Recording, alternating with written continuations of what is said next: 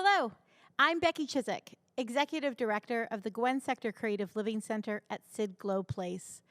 Gwen Sector, in partnership with the Rady Jewish Community Center, are very proud to present our new variety online series, Familiar Faces.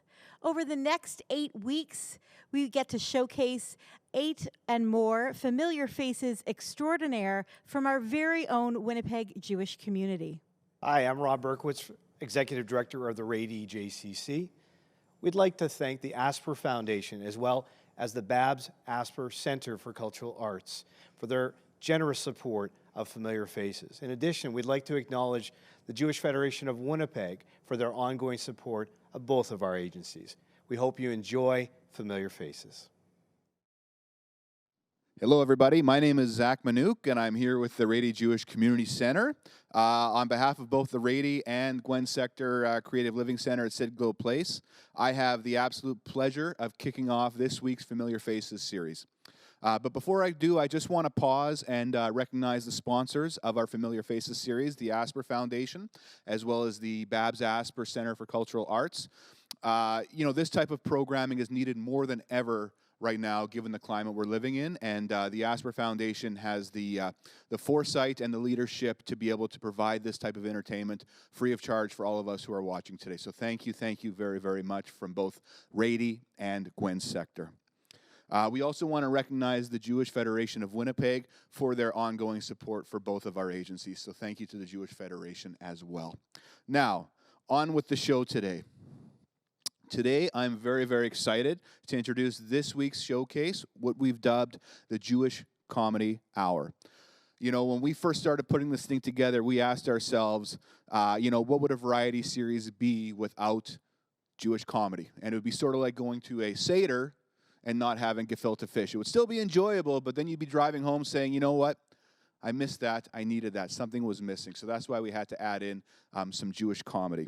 Today, to get your laughs, we actually have 3 phenomenal local comedians here who are going to be coming up one after another for about 7 or 8 minutes and doing their bit. Just keep in mind at home, the audience. There is no audience here in the studio is what I'm trying to say. It's empty. And comedians normally thrive off of audience laughter, and it's going to be pretty quiet, but these guys I know are professionals, and I know that you guys will all be at home laughing too. So know that, laugh hard, enjoy yourselves. This is meant to be fun, and this is meant to be enjoyable. So with that said, on to the show, and let me start off by introducing our first comedian, who is Benji Rothman. So Benji has performed all over Canada and the world, having featured on Sirius XM, the Seattle International Comedy Festival, as well as the Melbourne Jewish Comedy Festival, and he swears that's a real thing. He now exclusively performs in his basement. Ladies and gentlemen, please help me welcome Benji Rothberg. Hello, thank you. All right. Yeah, I brought my own mic stand. This is mine. Nobody touch it. I brought it from home. I think I couldn't tell if I was Benji Rothman, Benji Rothberg. I think he got to the end of the name, was like, yeah, something Jewish. I know, whatever, Rothberg. Yeah. Cool. Hey, thanks, everybody. Yeah, we're here. This is beautiful. The Bernie Theater. Yeah, it's Jewish Carnegie Hall. Very excited to be here, as always. It's packed here. I don't know what he was talking about. Cool. Yeah, this is exciting to see all of you at home. I'm glad you're there. I don't want to kill anybody. That's not what I want to do. So glad you guys are home and safe. I got this haircut first time in a while. And yeah, I don't know. What do you think? At first, I was excited that I got it. And then I looked in the mirror and I was like, yeah, you know what? These hairstylists have been off work for a while. They're a little bit rusty. But it's all good. She kept trying to she thought this was like my style, like it would go down. I was like, I'm Jewish, right? Nothing will make this stay in this position. I have these locks that have been in my gene pool for thousands of years that go up. Do you understand this? I shouldn't have gone to Singleton's in Charleswood. That was my first mistake. First Jewish client they've ever seen, and the last. And cool. Well, I tried to go to this other place. I don't know if you guys know your Winnipeg barbershops. This place, Waltz On In on Sherbrooke. Yeah, Waltz On In. Appointments only. Yeah. Yeah, waltz on in and wait right there. That's the policy at Waltz On In. Yeah. I was telling that joke at a Zoom show last week because, I tried to go there last week, and I got a message after the show from a barber from Waltz On In was actually watching the show, and he was like, Benji, actually, we take walk-ins, so can you stop doing the joke? I said, oh, I'm sorry, sir. The joke is going really well. Can you stop taking walk-ins? I think that's a win-win, right? Yeah. Cool. There's been some exciting stuff going on with the. I bought a house, recently during these times. It was interesting dealing with real estate agents. I don't know if any of you watching at home are real estate agents. I don't know. It's a dumb job. I don't get it. Congratulations. Good for you. But I don't know. It's like, I'm glad that as a society we created this really great job for really unqualified people. I'm happy that you guys can make a great living. It's awesome. But I don't know. What is the pitch there? Like, do you have zero skills and aptitude whatsoever, but still want to be grossly overpaid? Perfect job for you, real estate agent. There you go. It's like, she took me to the house. And this is the living room. Oh my God, thank you. I was gonna just take a poop right there in the middle of the floor. I thought this was the bathroom. Thank you for pointing that out to me. Please take my $5,000. Plus, my house is in St. Boniface, so the real estate agent has one job that day when she's showing me the house, which is wake up and pray that it doesn't smell like rotting pig meat that day, and then she might have a chance to sell that place. Moved in November, and so got to celebrate my first Hanukkah at the new house. Have this nice big bay window, put the menorah there, and St. Boniface was really confused, no question. I was just hoping that it didn't light the curtains on fire or anything. That would burn the house down. That's not what I want to do for the stereotype. So I wanted to. That was for you people at home, our people. It all went well. It was all good. I love Hanukkah. Like growing up, I have a split family. I know, which sounds whatever, but it's actually not bad. You get 2 of everything, right? 2 birthdays, 2 big Passover Seders, 16 Hanukkahs. It's great. It's great. One of my favorite things about growing up. Been doing a lot of new stuff that's before I would have found boring, but I guess it's fine now. Been watching curling, which I never thought I would watch curling, but I do it now. The Scotties Tournament of Hearts is on, which I love the Scotties. It's great. The Scotties Tournament of Hearts, right? Here to remind you that women can also be strong, competitive athletes, and more than just housewives, brought to you by paper towels. So, one of my favorites.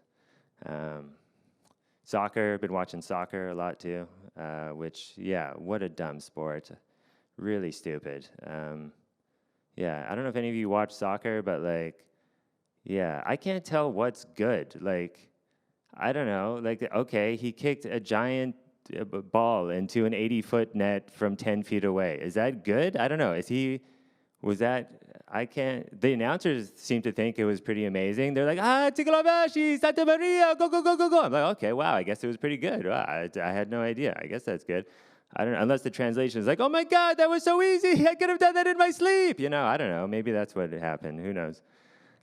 Cool. Did that one hit with camera 2? Good. Nice. Camera 3, how are we doing? All right, good stuff.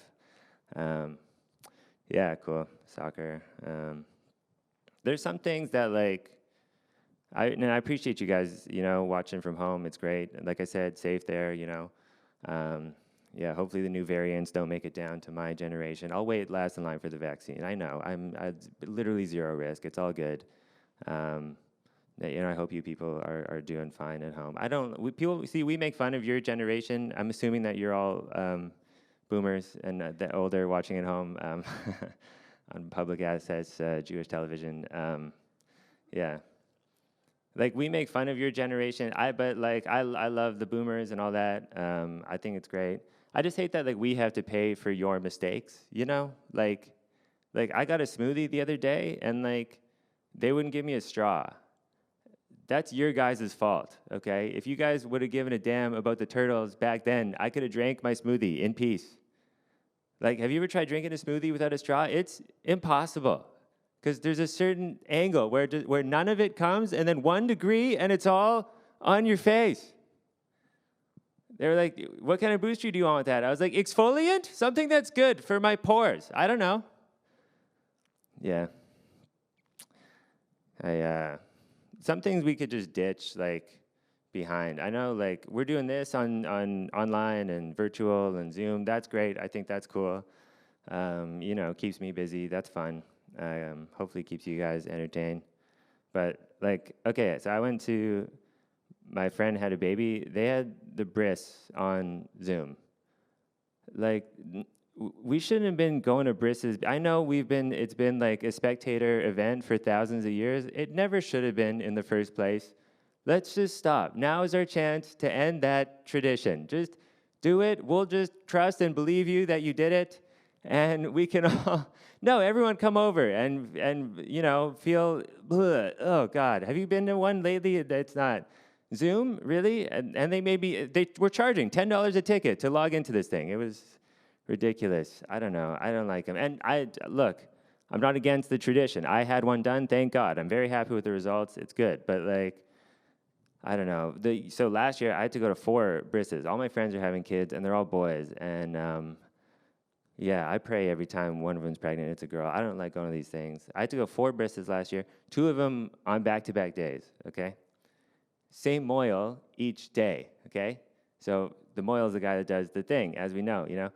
And he saw me the first day, and then he saw me the second day. He's like, didn't I just see you yesterday? I was like, yeah, I don't even know this family. I'm just a big fan of your work, sir. I'm following the whole tour. The job you did on the Rosenbaum kid, mwah, that was a thing of beauty. Wow. Yeah. So it's exciting, though, things opening up again. Yeah, I got my first pedicure the other day. That was cool. Yeah, for those of you that don't know what a pedicure is, it's when really brave Vietnamese women touch your feet, and yeah, so we like them for that, and you know, but so like you sit down and like they're all speaking Vietnamese with each other, and you think, oh, they're making fun of me for sure, and my gross feet or something, and I was starting to get really insecure, so I actually recorded what my pedicurist was saying, so that I could put it into Google Translate. Okay, and figure out what they're talking about once and for all. Okay, so this is the recording. This is my pedicurist talking here. Con heo con này đi chợ, con heo con này đã về nhà. Right, sounds like she's talking smack, right? So I put it into Google Translate, and turns out this is what she was saying. This little piggy went to market. This little piggy went home. Yeah.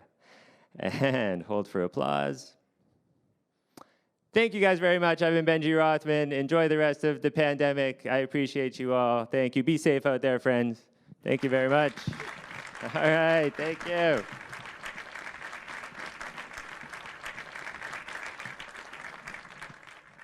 Thank you very much, Benji Rothman.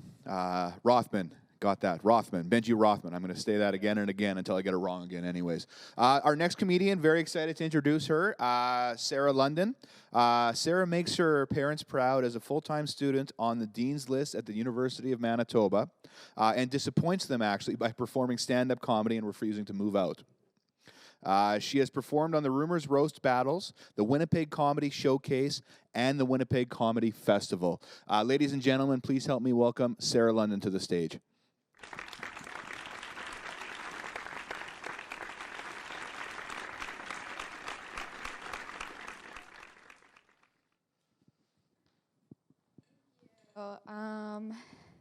I actually go to the University of Winnipeg, but I have refused to move out of my parents' home. I'm young, so I've accomplished nothing, but I have outlived most cats and dogs. My dad, though, is old. He, when he turned 50, he He took my mom, my sister, and I each on our own trip. And we got to choose. It was really cool.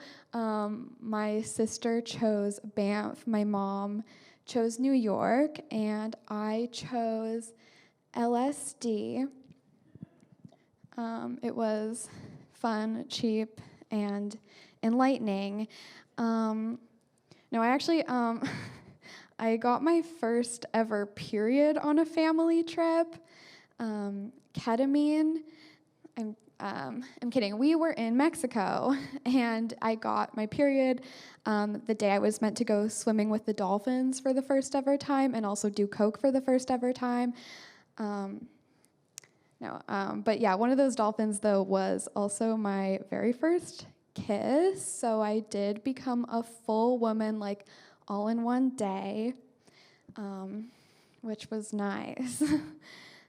Okay, so, like when you're a woman, sometimes you get your period, and sometimes your mom sits you down and says, Sarah, did you know that as an Ashkenazi Jewish woman, you are more likely to get breast cancer? And then you go, no, I didn't know that. That's scary. Good thing I'm not religious. Thank God, literally. No,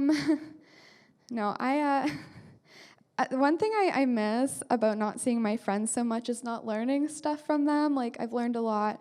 I learned that you have to wash fruit before you eat it. I've learned from my friends that the best way to get over a guy is to pretend he has died, because you can't text a dead man.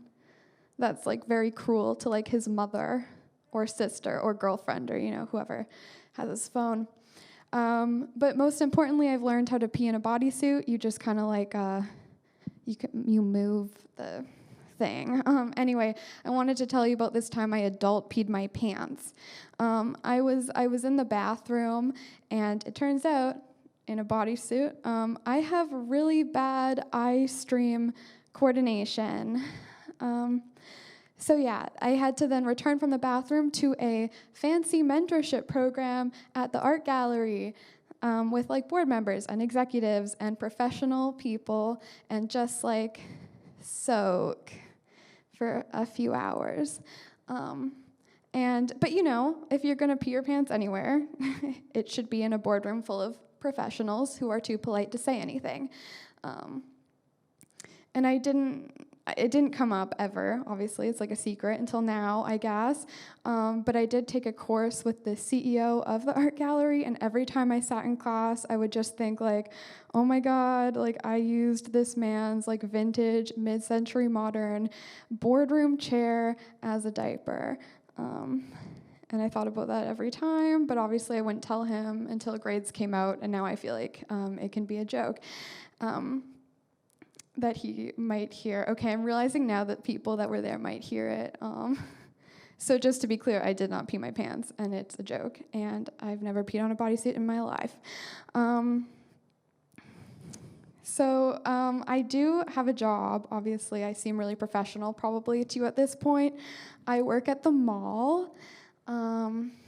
And I like working at the mall because I feel I can actively deconstruct capitalism. Obviously, we're all just cogs in an oppressive, inescapable system. But when you're getting paid $40 and you only sell $0 of product, it's who's taking advantage of who now? It's still them. But I feel, I'm I'm Karl Marx in an Aritzia dress. Kind of. So I sell chocolate, or rather I stand near the chocolate, and I like to think of lines to use on customers. This is one of my favorites. So people will come in, and they'll be like, hi, is the chocolate good? And so then I say,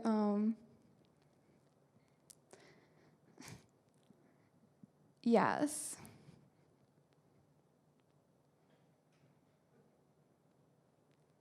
It's good.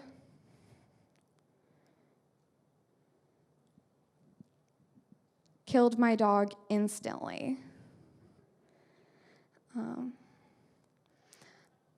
One time this guy tried to fight me about that one. He was like, my dog has eaten chocolate before and he just threw up.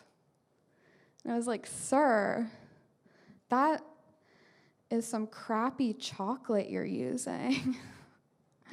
This, like, it's good, instant, like I said. No, it bothered me that he said that because chocolate is poison to at least two things, like dogs and kids who trick or treat on Halloween at my house. I'm kidding. My mom doesn't let me do that anymore. Okay, my dog, I have a dog, and she's alive for now, and it's important to me that you know that. But people always ask me questions about her, they'll be like, oh, like, what is she? Where is she from? And I'm like, that's inappropriate. Or like, is she purebred? And she doesn't really eat bread. Like, at any one point, she's maybe like maximum 2% bred. But I don't know like what mix of breeds she is, but I do know what she hates, and I've heard that's helpful. She hates skateboarders and school buses and wheelchairs and abortion. She's Republican. She's been in a terrible mood since the American election. Like, she's basically sniffing out her own chocolate at this point, which is fine, because I want people to ask questions about me. Who cares about her? She's a dog. Anyway, I'm Sarah London, and I just want you to know that this dress is not from Aritzia, it's from Zara. And I also don't understand communism, so don't worry, everything's fine. No revolution here, obviously. Thanks so much for having me, and enjoy the rest of your time at home forever.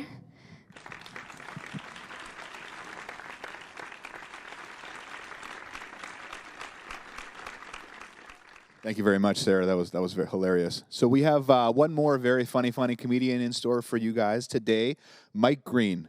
Mike Green has toured the last few years with the Raise the Wolf fundraisers show, which benefit animal shelters all across Canada. He's always eager to get on stage at any type of show, including the weekly show he's run at the Handsome Daughter for the past 8 years, making it one of the longest independent rooms in Canada. He's also the producer and host of the Comedy Battle Royal, which has toured Canada and featured the best comics from all over the continent. Also, he's as handsome as he is brave. Mike, take it away.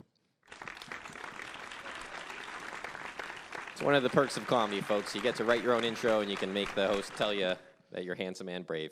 But thank you very much for having me up here.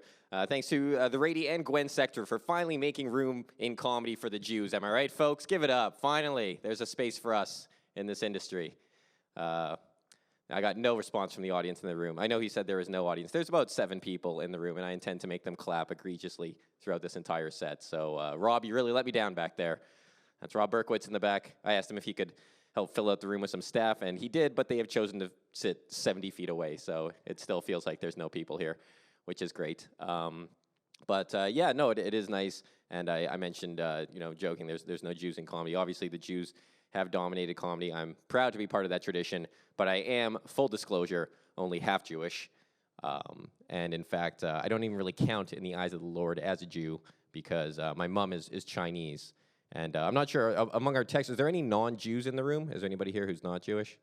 Or staff, no? Yeah, a couple? Okay, camera 2. So did you know that to be a Jew in the eyes of the Lord, you have to come from a Jewish mom? That's a rule. Yeah, it's a very specific rule. You have to come from a Jewish womb, or as I like to call it, a Judarus. So I don't have that on my side, so I don't actually count. But still very nice of the Rady to accept me here today.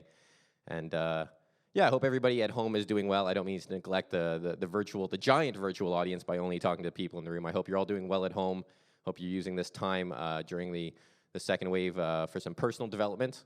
I find that's very important. I don't like the people who are like, oh, it's a pandemic. It's okay if you do nothing. It's an unprecedented time. No, you should do some personal development, okay? That's why I have personally developed a gambling problem. Yeah, A lot of people learn to make sourdough. I owe a lot of bad people a lot of money. That is why I am doing this right now, hoping to pay off some gambling debts. But no, obviously, it's very easy to get down on COVID. But, you know, not enough people talk about the positives. We've got to find those silver linings, folks. If we're going to get through this, we got to find the positives of COVID. Like, for instance, let's give it up for those tremendous low gas prices we saw last March. You guys remember that?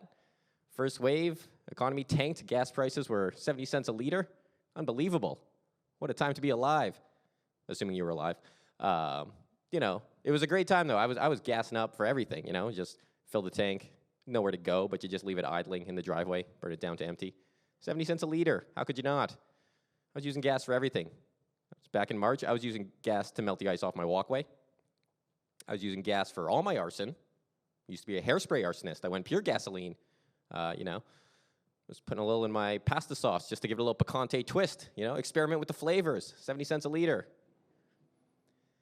That's about it for the positives. That's all I got, low gas prices. Aside from that, very tough times, obviously. COVID has taken a lot from us, done a lot of bad things to people in terms of, for instance, there's no worse time to be a glasses wearer than in a COVID world. A lot of glasses. I'm getting big nods from camera 2 here. This is my boy over here. Rob, also a glasses wearer. You're fogging up full time, as if it wasn't hard enough already to get respect with your glasses. Now you got to go in like this foggy loser. You people at home with 20/20 vision, I hate you. No disrespect, but I hate you. You don't understand how bad it is for glasses wearers in this world. Even pre-COVID. Never mind the foggy glasses. Like, the worst part about having glasses is not the fogging, it's not the general lack of respect you get. The worst part about having glasses is when your glasses get knocked off your face, you can't help but say, "My glasses!" Okay? It just comes out of you. That's not who I am. I've worked my whole life not to be, "My glasses!" You know how much I can bench? A lot, okay? It doesn't matter how strong you are. It doesn't matter what you're pushing. When your glasses go flying, you turn into this little loser. Yeah, nobody take a step, you know? You don't want to step on your precious glasses because they're $200 and your ability to see for the rest of the day. So you start panicking. Doesn't matter if you're French, you know? Mes lunettes. You just turn into a loser. Give it to me in Hebrew, Rob. I'm not getting anything from the crowd today. That's fine. That's how they want to play it. That's how they want to play it. Okay. But, yeah, no, I remember pre-COVID, I went on a date with a woman, and I was wearing my contacts because I wanted her to respect me. And one of my eyes was a little dry. I went to rub my eye. My contact lens folded up and fell out, and I caught it right in front of her. Yeah. In that moment, I would have killed for my contact. I wish that's what I said, okay? What I actually said was I just went, I just let out this pitiful moan. Like some big kid punched me in the stomach on the playground. Mom, help, I need a teacher, you know? Not a successful date, suffice it to say. They don't go home with you when they see a piece of your face fall out of your face. That's what I learned. Women don't like it when they can see your weak genetics on display for them. It's not a good look. You can't just start losing body parts on a date and expect to go home with someone. That's a pro tip for all of you, okay? You can't just start coughing up teeth like chiclets and be like, you want to get out of here? Like, no, they want to get out of there, but not with you. You're horrifying. That's what I've learned. Yeah, I would kill to be on a date, even an unsuccessful one at this point, though. It's been a long time. Jealous of all you at home who've had a quarantine buddy. Maybe you're jealous of me that I'm alone and I don't have a spouse or a significant other I want to murder. Yeah, I don't know. I don't know how you're handling it. I don't know if it is easier. I don't know if it's easier to be single or coupled up during this tumultuous period. I'm going to assume there's at least some couples out there that are falling apart. And fellas out there, I got a little pro tip for you. There's one thing I learned. I dated a woman for a year, my only relationship. So maybe you're saying, Mike, there's no chance you have things to tell me that I don't already know. Well, I'll tell you one thing. If you're getting into a lot of petty arguments and fights, fellas, I got 2 words for you, all right? Electric blanket. They just want to be warm. That's what I figured out. I dated that woman for a few weeks before I figured out, you know what? I think if I keep this lady at a constant 37 degrees, no problem. Just electric blanket, throw it on there, ends a lot of arguments. One time I forgot her birthday. I just turned up the thermostat. She took a nap. It was unbelievable. Guys at home, if you don't believe me, next time you feel an argument coming on, try this. Just take your lady's hands, just tuck them into your armpits to see what happens. They just go to sleep. It's amazing. They just shut down like a little happy robot you pulled the batteries out of. If that doesn't work, I don't know, buy a giant heat lamp and a sun rock. They're basically lizards. They're basically lizards with nice hair is what I'm saying, I suppose. Can you believe this guy doesn't have relationships? Good times. Yeah. What else have I done during COVID? I don't know. I tried to do that thing where you avoid the grocery store, so you just make exotic food combinations from the things you already had in the pantry, right? We all did that in the first wave. Everyone's trying to avoid the grocery store, so you just try and eat through everything you've stockpiled for the last 3 years. Didn't go so well for me, because I don't have very much culinary ability. You know, that's a good play if you're Gordon Ramsay, right? And you can make things out of anything, but I don't have that sort of know-how, so I was making terrible, terrible food decisions. My signature dish during the first wave was a little something called peanut butter and poor man's crackers. Yeah, poor man's crackers. You're thinking saltines? Nope, my own fingers. That's what I was doing. Just nom nom nom nom nom nom nom. That's how I was living. I said that at a show one time, and a guy came up to me after. He was like, "Hey man, you ever do mayo in your own fingers?" I was like, "Sir, I haven't even done peanut butter in my own fingers, right? I tell jokes. Fix your life, okay? Get the hell away from me and fix your life." You know how insulting that was? That guy looked at me, he's like, "Hey, we're the same, right? Finger boys." It's like, no. Stay away from me. Yeah. I guess I'll probably be wrapping up here soon. I do want to say quickly, apologies to anyone who tuned in because they saw the name Mike Green and they were expecting the much more famous Mike Green, former NHLer Mike Green. Maybe thought, oh my God, he got into comedy? This will be amazing. Nope, it's just this guy. I hate that other Mike Green because we get confused all the time. People try and follow me on social media, they end up following that Mike Green, right? That's why he has so many million more followers than me. That's the only reason. I swear, it's accidental clicks. That's the only reason he's bigger than me, okay? Not because he was an NHL Hall of Famer. He's not a Hall of Famer, but he was a great player, and I feel like you guys don't believe me. You're thinking, yeah, people follow him because he's a great player. No, I know we get confused online because it happens the other way sometimes. Every now and then, a woman will message me, and they're like, "Oh my God, are you the Mike Green who played in the NHL?" And I have to explain to them, yes, I am. Works every time. Yeah. I'm not jealous of that Mike Green, though. I mean, yeah, he's got a great slap shot, but I'm much more racially ambiguous, you know? What's to say what is the bigger asset? He's better at hockey, which is valuable today in a modern world that loves hockey. I'm more racially ambiguous, which will be more valuable in the inevitable race wars of tomorrow, right? I can pretend to be whoever comes out on top, you know?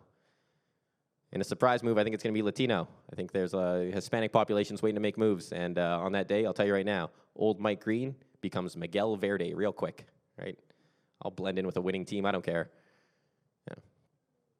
It's a weird mixture to have because, like I said, it makes me super ambiguous. I could be anything, but it manifests itself in a really weird way physically, the Chinese and Jew mixture, because up here I have this hairless Asian upper body, and then my lower half is just a tangled forest of Jew leg hair, which is horrifying.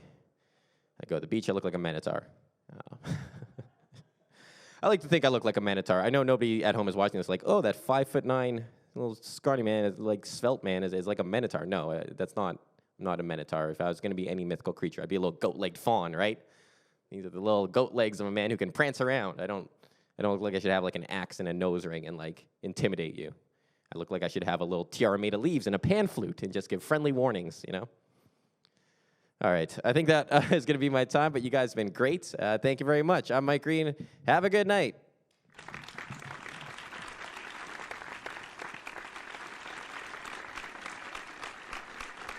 Thanks very much, Mike. That was great. So before we wrap up, I just want to thank all three comedians one more time, Mike, Benji, and Sarah. Thank you for letting us all laugh during this difficult time. I mean, comedy brings out the best in everyone, and you guys were able to do that today for so many. So thank you very much. I want to take one more chance to thank our sponsors again, the Asper Foundation and the Babs Asper Center for Cultural Arts. Because of your leadership, again, we're able to do this sort of work on behalf of Gwen Sector, on behalf of the Rady JCC. Thanks for tuning in to Familiar Faces, and we look forward to seeing you next week. Goodbye.